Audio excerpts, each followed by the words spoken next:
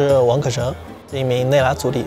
我喜欢国际米兰超过20年了，所以一定要守规矩才走这个通道，不然就直接里面带走了。到时候我会在里面。我现在在松鹰体育集团国米中国办公室负责国米球迷运营工作。对，也差不多了。你要不绕到那一侧，到那一侧。比如说在活动当中鼓舞他们，去营造一些氛围。要不要让2个女球迷送个花？好吧。我没接到通知。我们当时就是2个。我跟你讲，我没接到通知，接到你别动了。不是刚太大声，所以。但有时候又立刻要切换到一个工作人员的身份去协调工作。他们那边说现在是不，对。就在这边，我来引导，就在这块区域活动，只有我一个人。不是他出来的时候，大家热烈一点。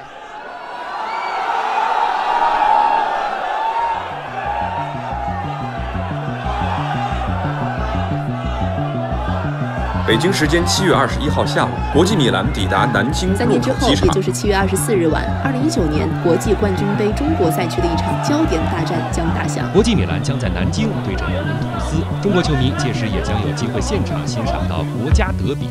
在近几年，国际米兰随苏宁集团的入驻开始回春，重返一流行列。而尤文则拥有世界级的阵容，尤其是队内拥有5夺金球奖的 C 罗。C 罗。哇 ，C 罗比以前帅多了。左脚跨过去，小扣，小传，快跑！大家好，我叫刘畅，我踢的位置是前锋和中后卫。大家好，我叫王明轩，现在是后卫。我叫陈宇浩，我踢的位置是前锋。我们3个现在都在江苏国米青训训练。我们最喜欢的球星是 C 罗。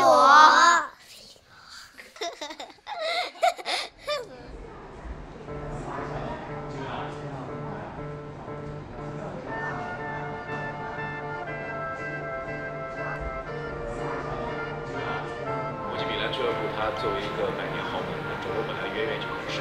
问一下，到现在为止，3年到底我们给这家豪门带来了怎么样的这种改变？你对这种改变是怎么看的？首先，我觉得作为国际米兰这样的一个豪门来说的话，他的目标一定是赢。但是国际米兰过去苏宁收购之前的几年，其实是没办法做到这一点。一个豪门俱乐部居然6、7年不进欧冠，这个其实是一个特别让人失望或沮丧的一件事情。我应该是在1998年的那个暑假开始关注到的国米，98年11岁、12岁的样子。对，当时信息获取的渠道不像现在这么多，所以当时通过一个体坛周报，然后看到意甲的时候，就是觉得国际米兰的名字很好听，挑了国际米兰。从初中和高中这个阶段枯燥的一个读书生涯，所以在整个青春期，国际米兰的存在对于我来说是一个很好的一个陪伴吧。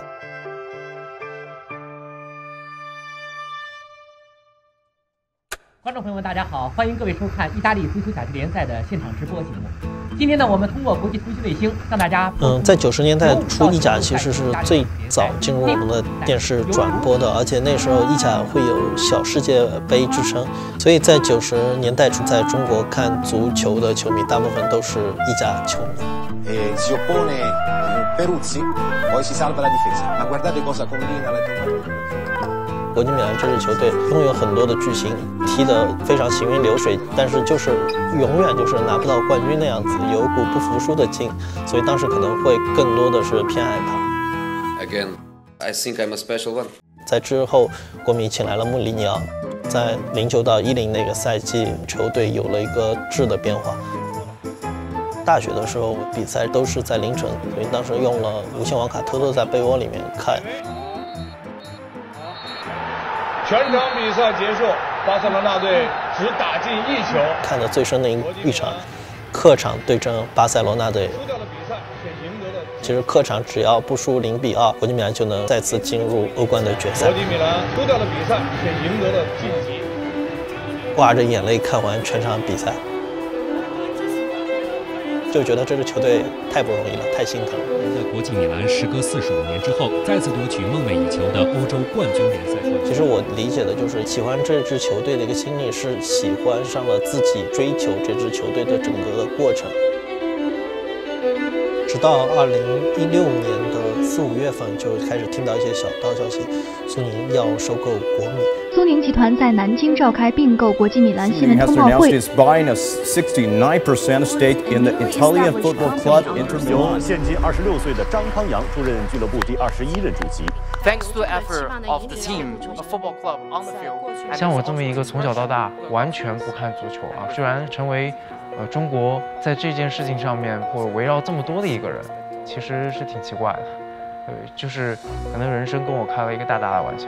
作为国际米兰历史上最年轻的主席，你的压力基本来自于赛场上的这个结果，因为一个赛季当中它就是有高有低，一个赛季有可能就是把你推到高峰，同时有的时候会把你拉到谷底，所以可能自己一个人在面对球迷的一些质疑或甚至有的时候会有辱骂的时候，其实需要自己去挺过去的啊。很多事情是没有人做过的，所以你自己要去想结果会是什么。没有人会告诉你正确答案是什么。This club is 110 years old, and they will continue. And I promise you, this club, and I promise Mr. Murati, this club is in the right hand.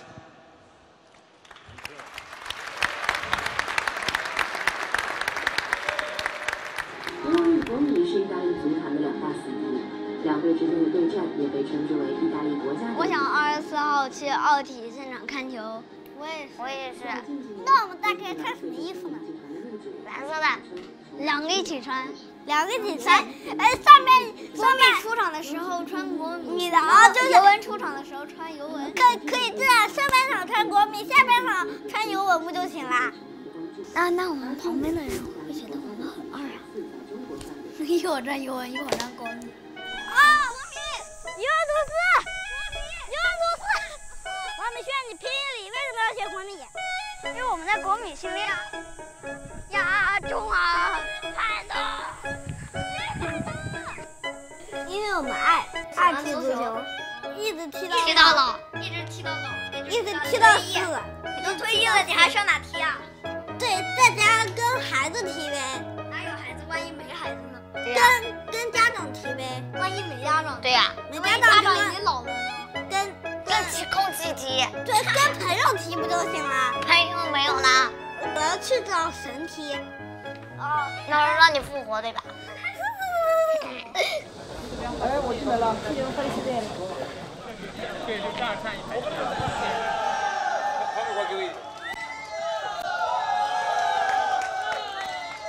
小时候第一个梦想就是想做体育记者，但是事与愿违，就是最后做了软件测试的工作。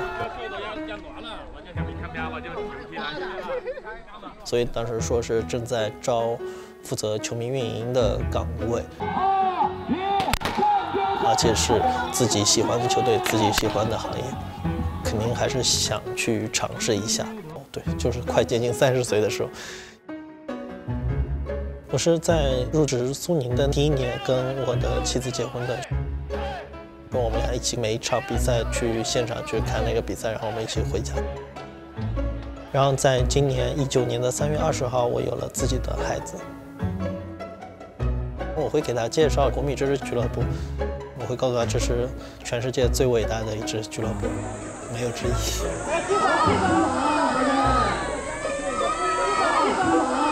然后我们打比赛的时候，他们参与了比赛，然后他还助攻给我的。对，然后你进门了。我刘畅从后场传给3雷地，然后穿过很多个人，然后只剩一个门将出击准备铲，然后3雷地传球给我，我再不进我就废了我。对。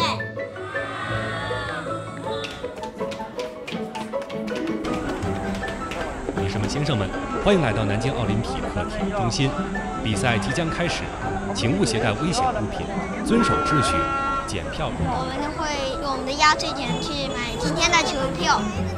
最便宜票1000块钱。可我们只有压岁钱啊。你们压岁钱有多少钱？300啊。300块钱不行，我们最贵的票1000块钱。不要打扰我工作了，你们去找你爸爸妈妈去。不可以抢票，不可以抢票，不要打扰我工作了。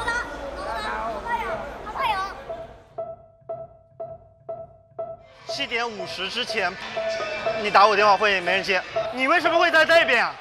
我是在里面的30区。有很多球迷平时给我发消息说很羡慕我这份工作要怎么过来，但是当自己真正做这个工作的时候，有时候也会自己给自己灵魂拷问吧。哎，那个是什么鬼啊？你做这种东西有意义吗？你做这种事情？做球迷运营的工作的时候，会对接到的人会非常非常多，球迷当中的人也会各自有各自的性格，或者各自有各自的需求，所以在这对接的过程当中，其实有时候会非常心累。不要太跳，太跳的话，他就会来查你的这个。开始的话会觉得充满了好奇和充满了一个热情。迈入的第一瞬间，举起来，走。在，你说，我现在就在楼上了，83区了，已经在85和86中间。但是当你去连续的2到3年在做这个事业的时候，你就会自己问自己，就是做这个工作会不会削减自己的快乐？其实我觉得，随着主裁判的一声哨响，全场比赛正式开始。3、2、1，止！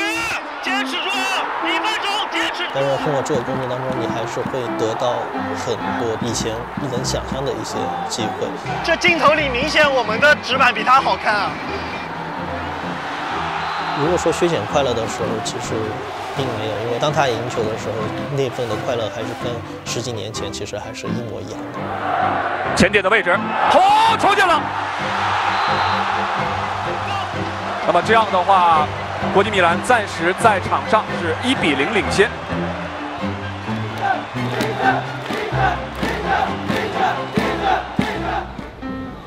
哇，比赛都开始了，1比0国米领先，国际米兰1分，太棒了！哎，主罚定了球，国际防线如临大敌啊！这超了一个人。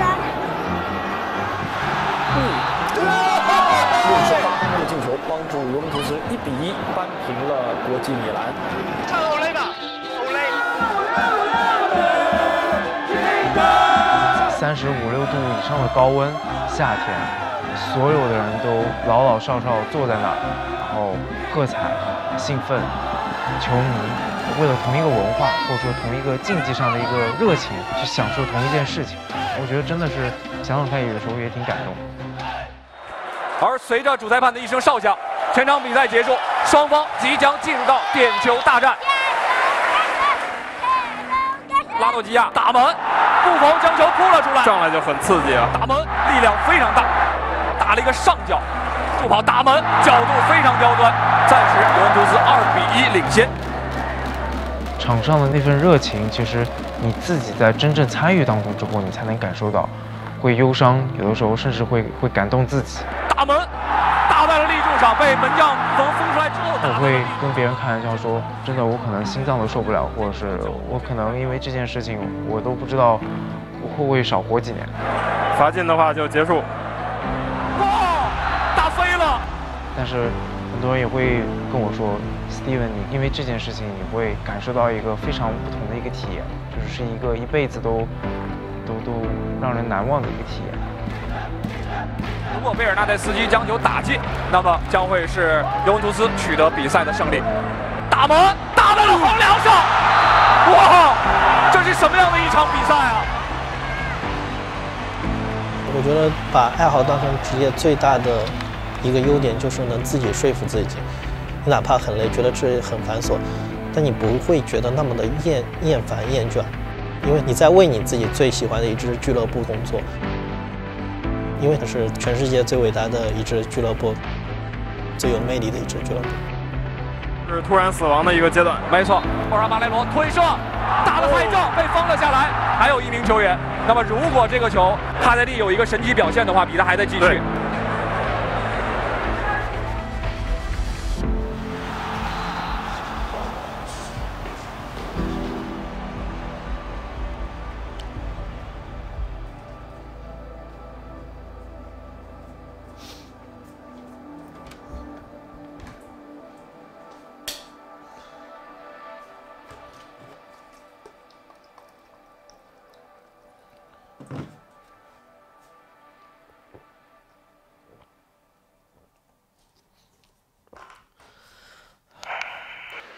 比赛结束没有？结束了，3比4。好的，你们一会儿散场以后稍微等等，等那个球迷快走的时候，你们跟几个负责人把鼓和喇叭还有领喊台都撤一下，撤到球迷服务区这边。我在这边等你们。收到，收到。好的，好的。